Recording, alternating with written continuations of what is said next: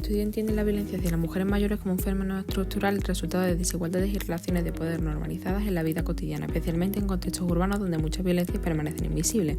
Los mandatos de género, el edadismo y las desigualdades económicas se combinan generando una doble sobrehumanización que se expresa tanto en violencia directa como en formas sutiles de control, miedo o desvalorización simbólica.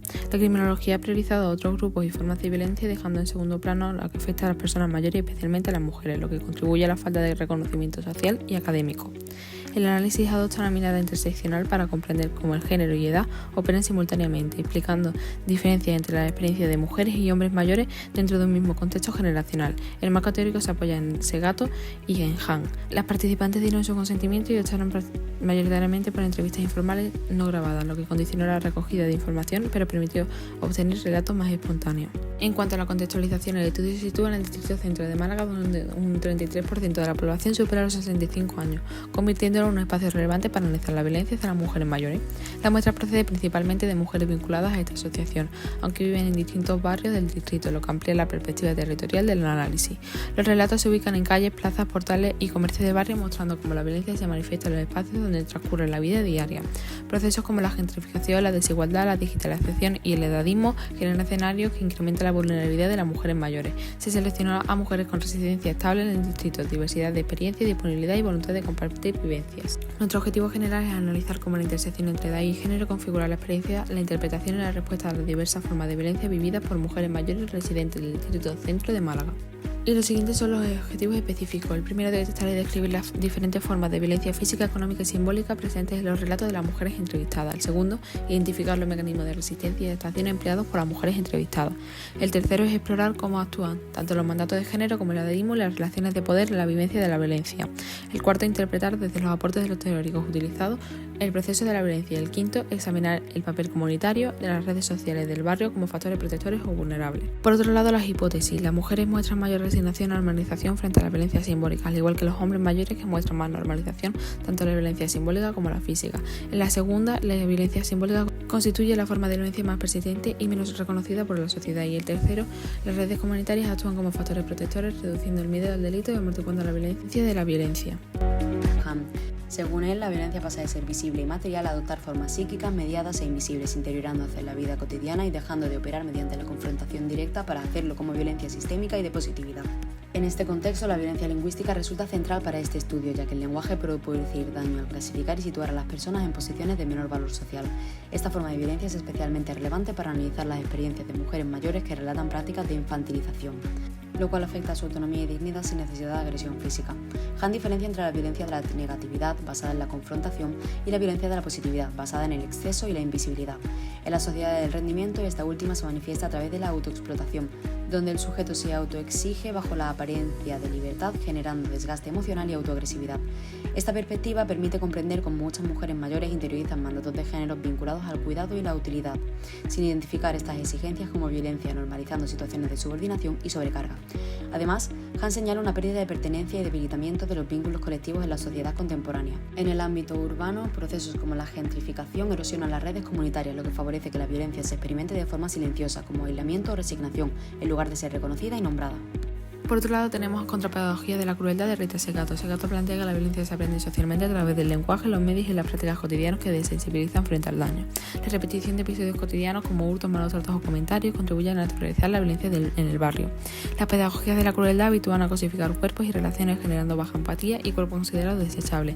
Prácticas como la infantilización, el paternalismo o la desautorización constituyen violencia simbólica que reproducen la subordinación. La socialización masculina exige demostraciones de fuerza y baja empatía, situando a las mujeres en posiciones de subordinación. A las mujeres mayores esta violencia se expresa de forma sutil pero constante, dificultando su reconocimiento público. Con el estado de la cuestión, el envejecimiento poblacional convive con discursos que reproducen estereotipos negativos sobre la vejez, especialmente hacia mujeres mayores. El edadismo legitima exclusiones en ámbitos como salud, empleo o justicia. La vulnerabilidad no es inherente a la edad, sino producto de barreras sociales. La violencia hacia mayores es una violación de derechos humanos poco visibilizada. Puede ser física, psicológica, económica o negligencia. La dependencia y el aislamiento y la falta de redes aumentan el riesgo. La intersección entre edadismo y patriarcado agrava la vulnerabilidad de las mujeres. La prevalencia ronda el 5-10% por falta de legislación específica en España, lo que limita la protección y prevención. La literatura confirma que el edadismo y la violencia hacia mayores son fenómenos estructurales e invisibilizados, lo que justifica la relevancia del estudio. Nuestra investigación tiene un enfoque cualitativo etnográfico orientado a comprender la violencia que viven las mujeres mayores desde sus experiencias narrativas y vivencias cotidianas, más que a cuantificar hechos. Nuestro trabajo de campo se realizó en la Asociación de Amigos y Vecinos del Cementerio de San Miguel, a la que accedimos mediante una entidad mediadora. Este entorno comunitario favoreció la confianza, redujo las diferencias entre investigadoras y participantes y permitió recoger relatos sobre la vida diaria, relaciones vecinales y percepción de seguridad en el barrio. Dentro de las técnicas de recogida de información tenemos las entrevistas informales que se realizaron en un aula habitual de la asociación, en un ambiente relajado que favoreció la espontaneidad. No se grabaron por petición de las participantes y se tomaron notas durante y después. Las preguntas se adaptaban a cada contexto, permitiendo capturar matices emocionales y cotidianos. Luego tenemos la entrevista formal que se realizó con una joven formada en TACAE y voluntaria en AFA Málaga. Se grabó con su consentimiento y se utilizó un guión abierto sobre el trato institucional a personas mayores. Esta entrevista aportó una perspectiva externa que permitió contrastar narrativas y detectar patrones de violencia simbólica estructural. En tercer lugar, tenemos la observación no participante que se desarrolló tanto dentro de la asociación como en espacios públicos para analizar cómo los participantes interactúan y expresan sus experiencias. Y finalmente, el análisis documental, ya que se revisaron materiales académicos y normativos sobre edadismo, violencia simbólica y género para situar los hallazgos en un marco teórico sólido. Nuestro procedimiento incluyó acceso al campo, obtención de consentimiento informado, realización de entrevistas y observaciones, codificación de información en 3 dimensiones, violencia física, económica y simbólica, lo que nos permitió relacionar los hallazgos con los marcos teóricos de Hani y Segato. Y en cuanto a las limitaciones, tenemos 3. La mayoría de las entrevistas fueron informales, lo que reduce la sistematicidad pero aumenta la riqueza de los relatos. La delimitación territorial limita la generalización, aunque permite un análisis más profundo. Y la ausencia de hombres mayores impide comparaciones de género más amplias. El análisis de los resultados se llevó a cabo a partir de las técnicas mencionadas anteriormente y tal y como hemos mencionado en el procedimiento, la información fue organizada a través de un proceso de codificación, gracias a las entrevistas informales y al cuaderno de campo. La riqueza de sus relatos nos permitió identificar similitudes y diferencias entre las historias de vida y detectar patrones comunes de violencia.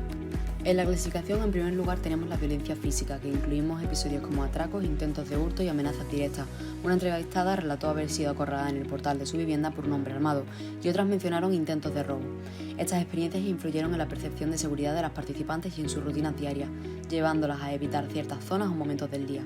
Los testimonios reflejan la demanda de mayor presencia policial y medidas de protección, evidenciando una percepción persistente de inseguridad en el entorno urbano. En segundo lugar, tenemos la violencia económica, que incluimos fraudes y estafas, tanto consumados como intentos, que van desde llamadas telefónicas fraudulentas hasta el acceso indebido a cuentas bancarias o engaños por personas conocidas. Esto refuerza la vulnerabilidad y la sensación de indefensión. La violencia económica se presenta como un fenómeno frecuente y cotidiano, lo que provoca la desconfianza y limita la seguridad personal, especialmente ante la falta de familiaridad tecnológica. Y en tercer lugar tenemos la violencia simbólica, que comprende la infantilización, la desautorización o la invisibilidad social y los comentarios sobre el cuerpo o capacidades de las mujeres mayores. Las participantes nos relataron situaciones en las que familiares o vecinos o personal de servicios públicos asumían que no podían decidir por sí mismas o no necesitaban ayuda innecesaria. Un hallazgo relevante es el rol de cuidadora/niñera que nos contó nuestra entrevistada. Estas prácticas normalizadas de violencia simbólica limitan la autonomía y refuerzan la subordinación de las mujeres mayores, mostrando cómo el edadismo y los mandatos de género operan simultáneamente en la vida cotidiana. Dentro del análisis e interpretación tenemos que la violencia no es un hecho aislado, sino un entramado de prácticas cotidianas en estructuras sociales más amplias. Frente a la violencia física, las participantes muestran una actitud activa y resolutiva, desafiando la imagen de pasividad asociada a la vejez. En contraste, la violencia económica y simbólica suele enfrentarse con resignación. Estafas o exclusión familiar se perciben como inevitables, fruto de la normalización de la desigualdad. En todas las dimensiones de la violencia observamos el papel crucial de las redes comunitarias. Sin embargo, los procesos de gentrificación e individualización social amenazan su continuidad. También se observa que algunas mujeres restan importancia a situaciones violentas para evitar conflictos o por interiorización de mandatos de género basados en sacrificio, paciencia y aceptación.